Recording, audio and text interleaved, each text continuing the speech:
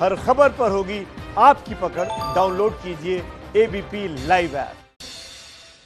और इस बुलेटिन की शुरुआत करेंगे इस वक्त की सबसे बड़ी खबर के साथ। गैंगस्टर विकास दुबे फरीदाबाद में 2 दिन तक छिपा हुआ था। पुलिस की रेड से पहले वो फरार हुआ। विकास दुबे फरीदाबाद के बड़खल चौक पर मौजूद एक गेस्ट हाउस में रुका हुआ था, जहां से वो फरार हुआ है। हरियाणा क्राइम ब्रांच को मुखबिर ने जानकारी दी थी, जिसके बाद पुलिस ने नहर पार स्थित न्यू इंडिया कॉम्प्लेक्स में एक घर में दबिश दी थी, जहां से विकास दुबे का साथी प्रभात गिरफ्तार हुआ। तो पुलिस दबिश देने पहुंची, उससे ठीक पहले फरार हो गया विकास दुबे। बड़ी खबर आपको बता दें, सीसीटीवी में ऑटो में बैठकर जाता हुआ भी दिखा। रेस्टोरेंट में काम करने वाले शख्स ने बड़ा दावा किया है। पुलिस विकास को पहचान नहीं पाई, यह सबसे चौंकाने वाली बात। जबकि चप्पे चप्पे पर पुलिस की तैनाती थी, पुलिस पूरी तरीके से मुस्तैद और अलर्ट थी। इसके बावजूद यह गैंगस्टर, यह हिस्ट्री शीटर वहां से 9-2-11 हो गया, चंपत हो गया।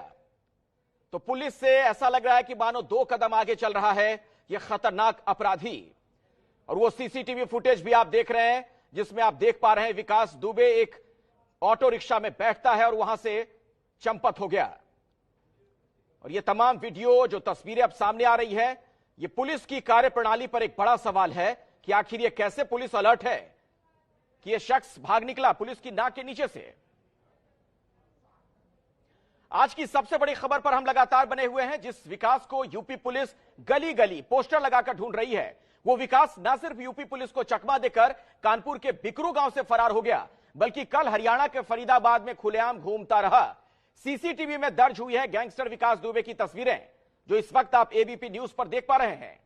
आप साफ देख रहे हैं, पुलिस सड़कें नापती रही, विकास दुबे ऑटो में बैठकर घूमता रहा। अपराधी विकास दुबे कल दोपहर फरीदाबाद के बीकानेर स्वीट्स पहुंचा, जहां एबीपी न्यूज को मिला है वो चश्मदीद जिसने विकास को आखिरी बार देखा लेकिन पहचान नहीं पाया। पुलिस की नाकामी की कहानी कह रही विकास दुबे की ये तस्वीरें जरा आप देखिए।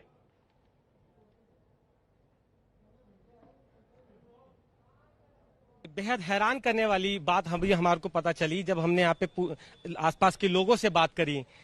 जब विकास दुबे यहाँ पर 5 मिनट तक खड़ा रहता है, जैसा कि मैंने बताया, यहाँ पे लगातार सुबह से पुलिस की गाड़ियों की पेट्रोलिंग चल रही थी, क्योंकि उनके पास टिप ऑफ था, और वो यहाँ से ऑटो में बैठ के आगे बाईपास की तरफ गया। लेकिन मैं आपको एक बेहद अहम जानकारी और दूंगा, जो कि अभी हमारे को इस जो दुकानदार है काउंटर पे बैठे, उन्होंने बताया। क्योंकि पुलिस पूछताछ करने के लिए इन्हीं के पास आई थी। पुलिस ने जब इनसे पूछताछ करी तो ये बात खुद इनके सामने एक्सेप्ट करी कि बाईपास पर ऑटो में बैठा हुआ उन्होंने खुद विकास दुबे को देखा था और वो खुद नहीं पहचान पाए। भाई साहब, जब पुलिस आपसे पूछताछ कर रही थी, फिर आपने भी एक जानकारी साझा करी, वो बाईपास पे पुलिस ने उन्हें देखा था शायद? वो बॉर्डर पे देखा है उन्होंने जाने के बाद। पुलिस ने? हाँ, पुलिस के बंदे आए ना बाद में, एक गाड़ी बाद में आई थी, उसने पहचाना कि ये बंदा तो गाड़ी में गया है और चश्मे लगा रहा है। ये चश्मे लगाने की वजह से उन्होंने उसके ऊपर हाथ नहीं डाला। यानी कि कहीं ना कहीं पुलिस ने उसको देखा, रोका और वो उनकी आंखों के सामने से निकल गया। हाँ जी, अकेला बैठा था गाड़ी में, अपना बैग ले रहा था, तो उन्होंने यही बताया पुलिस वाले ने खुद ही आने के बाद कि ये बंदा था अभी ऑटो में गया है, करीब आधा घंटा पहले मेरे को बॉर्डर पे मिला है। वो गाड़ी बाद में आई थी, शायद वो वहाँ बॉर्डर की सही पुलिस थी। कुल मिलाकर जो बड़ी तस्वीर है वो यही कहानी बयां करती है कि पुलिस की नाक के नीचे से ये शख्स चंपत हो गया और पुलिस को कानो कान भनक तक नहीं लगी। आप देखिए, ये 2 तस्वीरें पुलिस की नाकामी की कहानी बयां करने के लिए काफी हैं।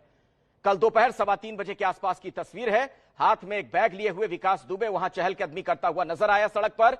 और दूसरी तस्वीर जब एक ऑटो रिक्शा रुकने पर उसमें वो सवार होता है और वहां से चलता बना चंपत हो गया।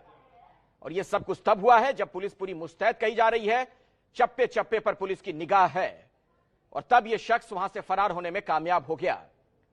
इस पूरे मामले में शुरू से ही पुलिस की जो कार्यप्रणाली है वो सवालों के घेरे में है। और पुलिस छापेमारी करने के लिए पहुंची, दबिश के लिए पहुंची, उसी से पहले वहां से वो निकल गया था।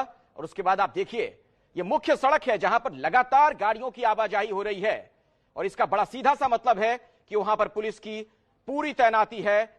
नाकेबंदी भी हो सकता है कि आगे जाकर हो पुलिस की, कुछ नाके भी पुलिस ने लगाए हो। इन सब के बावजूद वहां से भागने में विकास दुबे कामयाब रहा।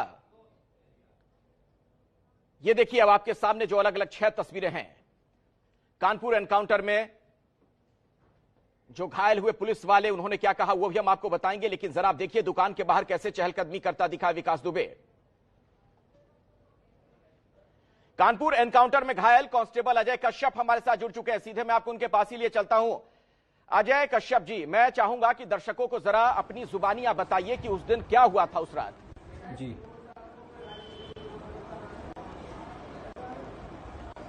सर हम डेली की तरह 12:30 तक अपनी नॉर्मल ड्यूटी पे थे, तो 12:30 बजे हमारे पास फ़ोन आता है एसओ सर का कि हमें दबिश में जाना है।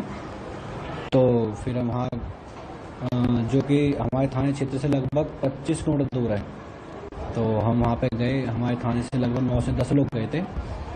तो हम वहाँ पहुँचे, रास्ते में हमें फतेहपुर, सीओ बिल्लौर और थाना शिवराजपुर, इनकी हमें तीनों फोर्स रास्ते में मिली। तो हमने गाड़ियाँ गांव से बाहर खड़ी करी।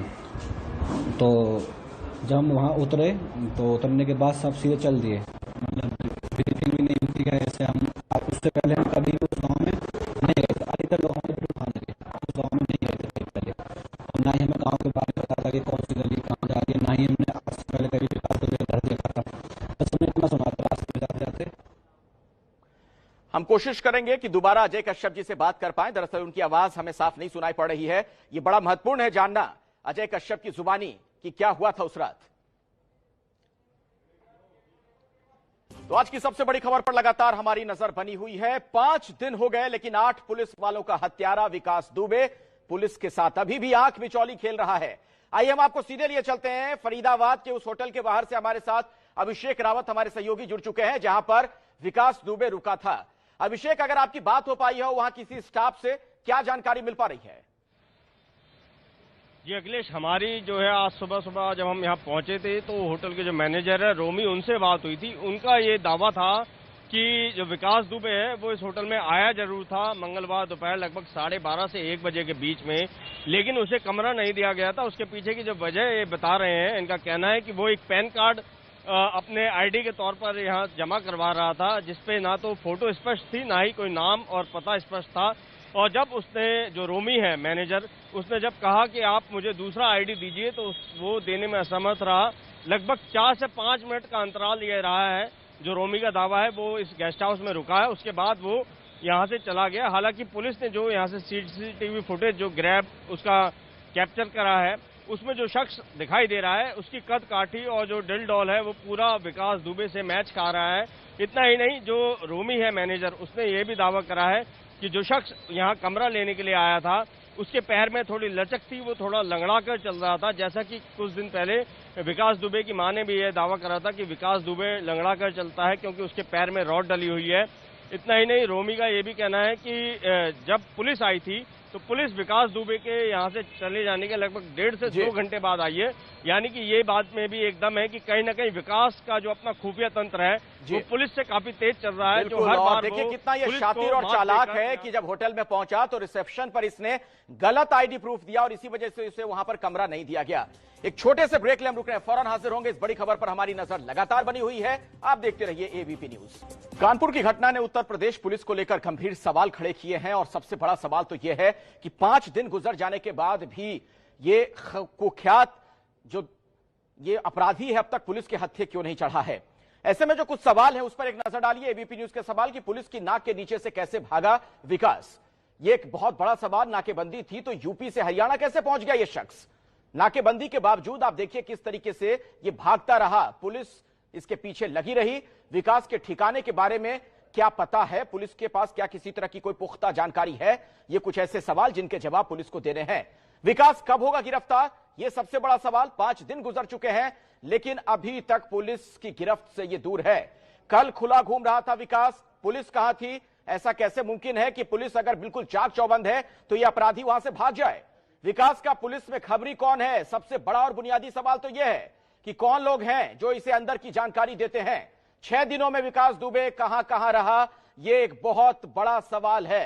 किन किन जगहों पर वो छिपा है? शहीद सीओ की चिट्ठी पर क्यों नहीं दिया गया ध्यान? जो चिट्ठी लिखी गई थी उस पर आखिर पूरा पुलिस तंत्र क्यों नहीं सक्रिय हुआ?